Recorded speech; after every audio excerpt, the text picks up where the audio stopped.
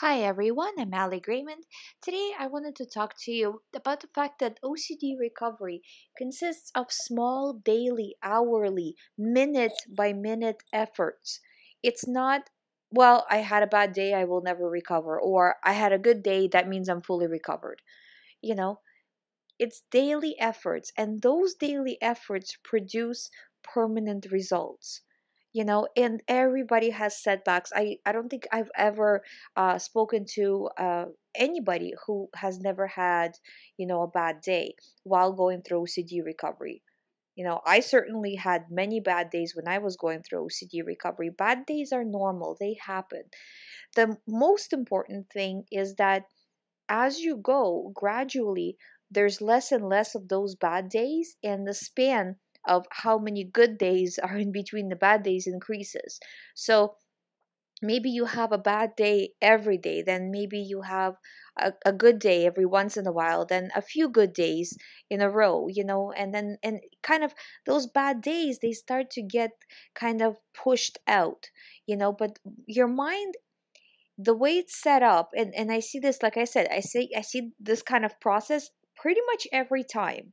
So this leads me to think that it is just how the mind works. It's not able to just let go of the thought, you know it lets go, but then it basically asks you, well, are you sure you don't want to pay attention to it? It seems kind of important. Are you sure? And it kind of brings it up again, and then you have to say, no, I'm not reacting, right? And then you're living life, you're moving forward, you're not allowing yourself to get caught up in OCD thoughts. And then as you go, right, a little bit later, it sends you the thought again, asking you, are you sure again, right? But in between, it kind of lets you be for longer and longer periods of time, because it allows you to have that freedom, because you're training it that now everything is okay. Okay, well, let's give you some freedom, but let's also remind you that, you might be making a mistake. So just so you are aware, and then as you go, it will remind you of that less and less, and then it fully kind of becomes a whisper and goes away, you know. But if you are having a bad day, that's normal.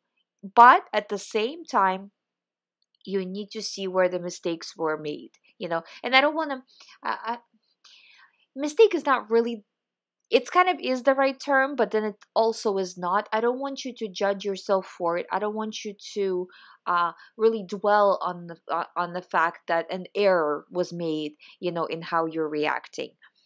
You know, so you reacted badly. Okay, tomorrow you'll react better, or from now on you'll react better.